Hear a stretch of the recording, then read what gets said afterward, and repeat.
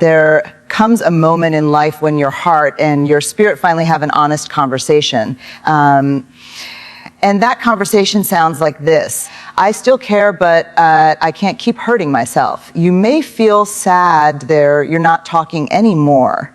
You may miss the sound of their voice, the comfort of familiarity, the version of the future you once imagined together. But let me tell you something powerful. Missing someone does not mean you were wrong to walk away. It means you're human. You see, growth often begins with grief. Grief for what was, grief for what could have been, grief for the hope you carried longer than you should have. And yet, here you are, standing in your truth. Being done with the BS doesn't mean you stopped loving. It means you stopped settling. It means you recognize that love should not require you to shrink, to beg, to explain your worth over and over again.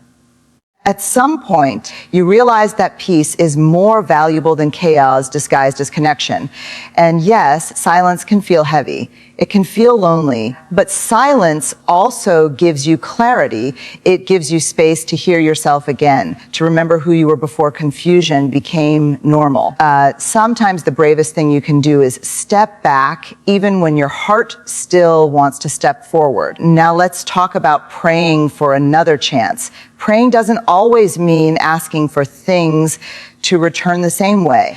Sometimes prayer is preparation. Sometimes prayer is surrender. Sometimes prayer is saying, if it comes back, let it come back healed. And if it doesn't, let me still be whole. You're not weak for hoping. You're wise for no longer forcing. If another chance comes, it will meet a stronger version of you, one with boundaries, clarity, and self-respect. And if it doesn't come, understand this, you did not lose anything that was meant to grow with you. What is meant for you will not require you to abandon yourself. So allow yourself to feel the sadness, but don't live there. Honor the memories, but don't be trapped by them. And trust that choosing yourself was not the end of love. It was the beginning of alignment, because the moment you stop accepting less, life begins preparing more. And that right there is growth. There is a very specific kind of sadness that comes with silence, not the dramatic kind, not the loud kind, but the quiet ache that sits with you when you realize you are no longer communicating with someone who once mattered deeply. This grief is often misunderstood, even by ourselves. We tell ourselves that if we chose distance, we should feel relieved, strong, unbothered. But the truth is, grief and strength can exist in the same space at the same time. Feeling sad about not communicating does not mean you made the wrong decision. It means you invested emotionally, you cared sincerely, you allowed yourself to be vulnerable. Silence hurts because connection once lived there. Conversations, shared routines, emotional familiarity, inside jokes, late night talks, unspoken understanding, all of that doesn't disappear just because communication stops. The absence reminds you of what once was, and that reminder carries weight. This grief is not about weakness. It is about honesty. You are grieving the loss of access, the loss of being known in the same way, the loss of shared emotional space. You are grieving the version of yourself that showed up fully, even when it wasn't always reciprocated. And that grief deserves to be acknowledged, not rushed, not minimized, not judged. Silence can feel confusing because it contradicts the heart. The mind may understand why communication had to end. It remembers the patterns, the disrespect, the emotional exhaustion, the repeated disappointments. But the heart remembers connection, hope, comfort, and emotional attachment. When communication stops, these two parts of you clash. One says, this was necessary. The other whispers, but I still miss them. That inner conflict is where grief lives. There is also grief in losing the idea of what could have been. Often, we are not just mourning the person, but the future we imagined with them. The conversations that never happened, the growth we hoped they would choose, the version of the relationship we believed was possible if things just changed. Letting go of that imagined future can be even harder than letting go of the person themselves. Silence forces you to sit with emotions you once avoided by staying connected. When communication was ongoing, even unhealthy communication, it provided distraction, hope, and a sense of closeness. Now, without that noise, feelings surface clearly. Sadness, disappointment, love, frustration, all show up without filters. This is uncomfortable, but it is also honest. Grieving silence is also grieving your own endurance. You may realize how long you stayed, how much you tolerated, how often you silenced yourself to keep the peace. That realization can hurt, but it also marks the beginning of self-respect. You are not only mourning the loss of communication, you are honoring the moment you finally chose yourself. It is important to understand that missing someone does not mean you need to return to them. Missing is a feeling, not a command. It does not erase the reasons you stopped communicating. It simply proves that your heart is capable of attachment, depth, and emotional connection. Those are not flaws, they are strengths that need the right environment to thrive. Grief of silence teaches you patience with yourself. It asks you to allow sadness without turning it into regret. It invites you to sit with discomfort instead of escaping it. And slowly, through that stillness, you begin to realize that silence, while painful, is also protective. It gives you space to heal, to regain clarity, to rebuild your emotional boundaries. In time, the silence that once hurt will feel less heavy, not because it didn't matter, but because you grew strong enough to carry it without losing yourself. There comes a defining moment in every emotionally aware person's life when tolerance turns into awareness, and awareness turns into a choice. Choosing self, respect over chaos, is not a sudden decision. It is the result of countless moments where your boundaries were tested, your feelings were dismissed, and your patience was mistaken for permission. This choice is not loud, dramatic, or impulsive. It is quiet, firm, and deeply rooted in self.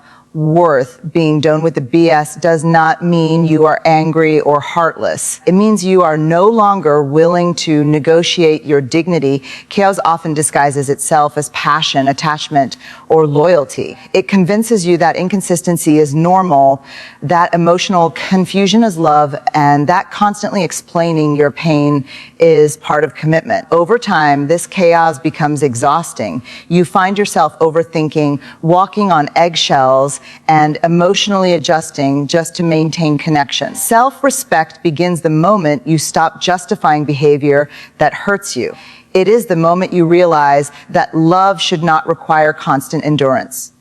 When someone repeatedly crosses your boundaries, minimizes your feelings, or makes you question your value, staying silent becomes a form of self-abandonment.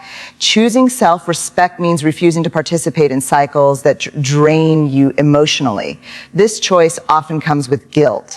You may feel selfish for stepping back, especially if you are used to being the one who understands, forgives, and stays. But self-respect is not selfish. It is responsible. It is acknowledging that your emotional well-being matters just as much as anyone else's. You cannot heal in the same environment that made you bleed. Chaos thrives where boundaries are unclear. When you finally establish limits, chaos resists. It may show up as manipulation, guilt tripping, or sudden promises of change. This is why choosing self-respect requires courage. It means standing firm even when the other person finally reacts, even when they accuse you of changing, even when they are uncomfortable with your growth. Walking away from chaos does not erase the love you felt. It simply means you are no longer willing to confuse love with suffering. Love without respect becomes survival, not connection.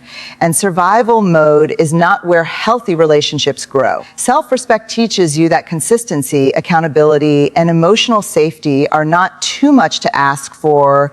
They are the bare minimum. There is also grief in choosing self-respect. You may mourn the version of yourself who tried harder, gave more, and believed longer. But that version of you was doing the best they could with the awareness they had at the time. Growth does not punish your past self. It thanks them for getting you here.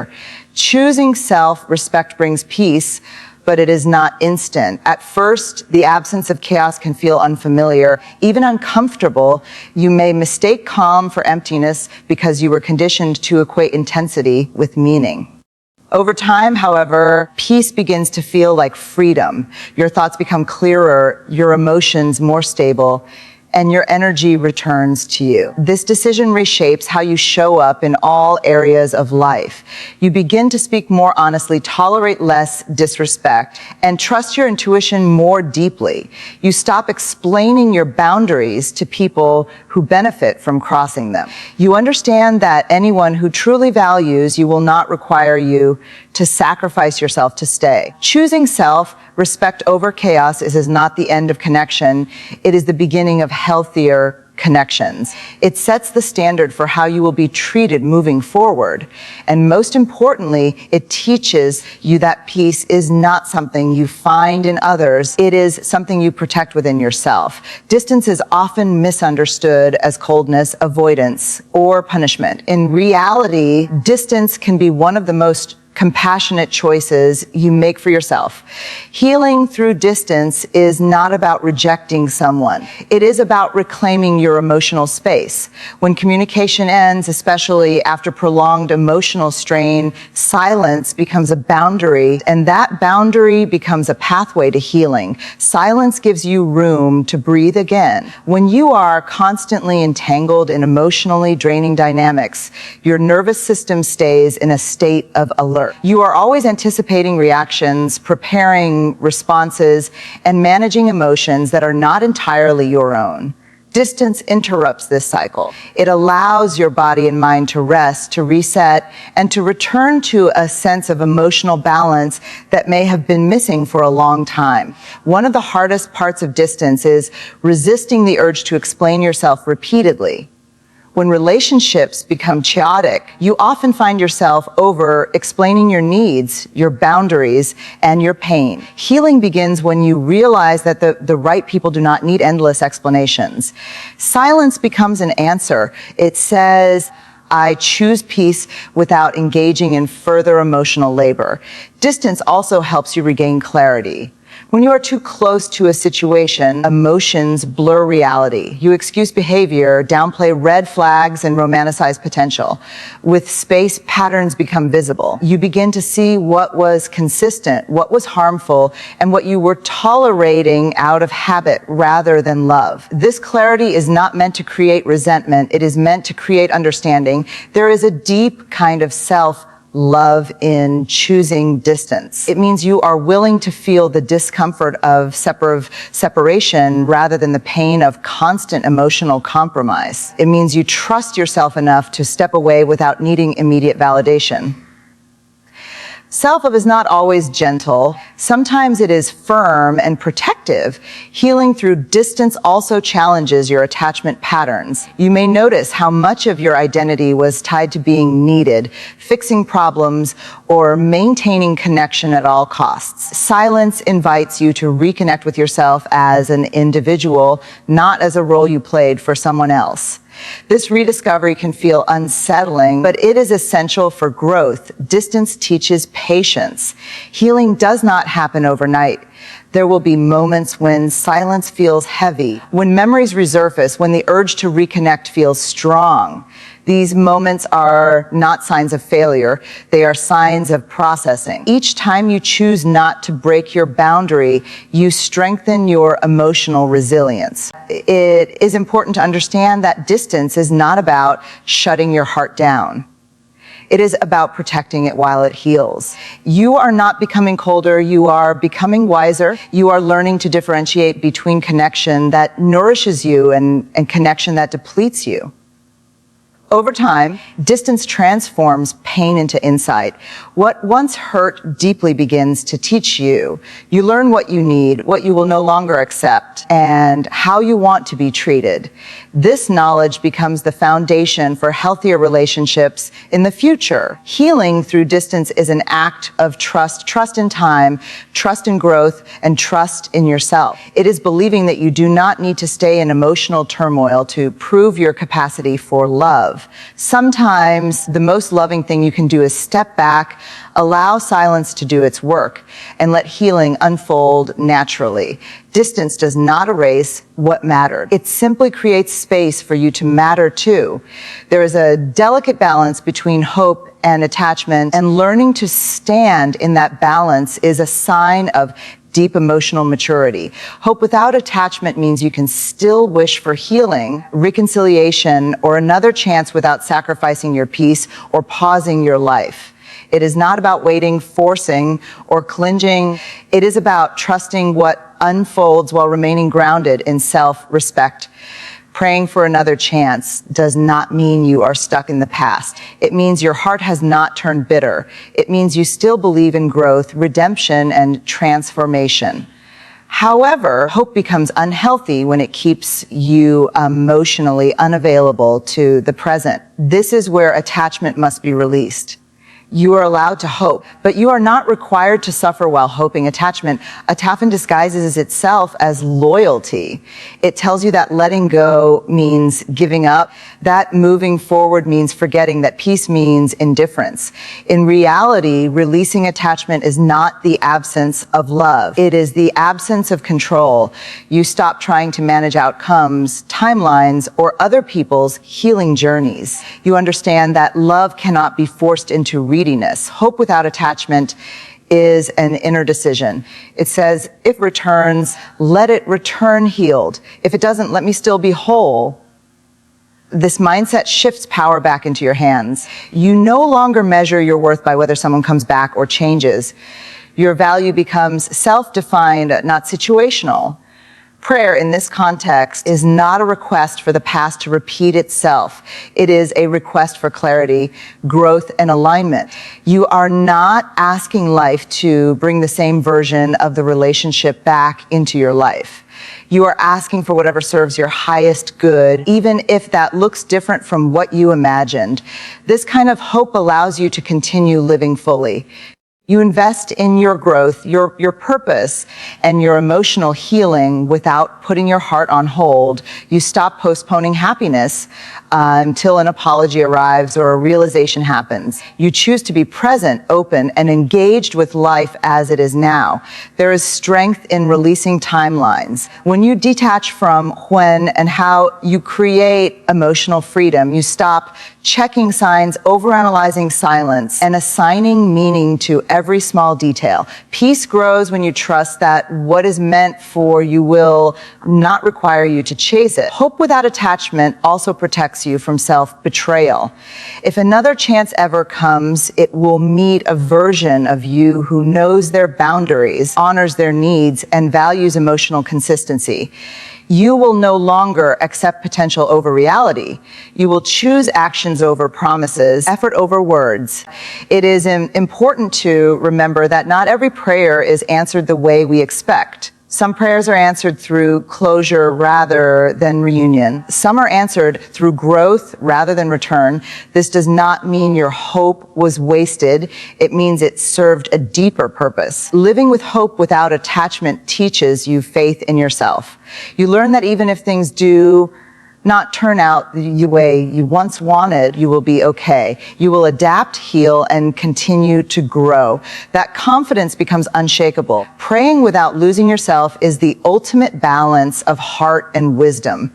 It allows you to remain open without being vulnerable to harm. It lets you believe in possibilities while staying rooted in self-respect. And in that balance, You find peace regardless of the outcome. At the end of this journey, what remains most important is not who stayed, who left, or who may return, but who you became through the process. You learned that sadness and strength can exist together. You learned that silence can hurt and heal at the same time. You learned that choosing yourself is not abandonment, it is alignment. You allowed yourself to grieve without turning grief into regret. You chose self, respect over chaos, distance over emotional exhaustion, and clarity over confusion. You discovered that healing does not require closure from others, it requires honesty within yourself. Every boundary you set was an act of self-love. Even when it felt lonely, hope still lives in you, but it no longer controls you. You learned how to pray without waiting, how to love without losing yourself, and how to trust without attachment.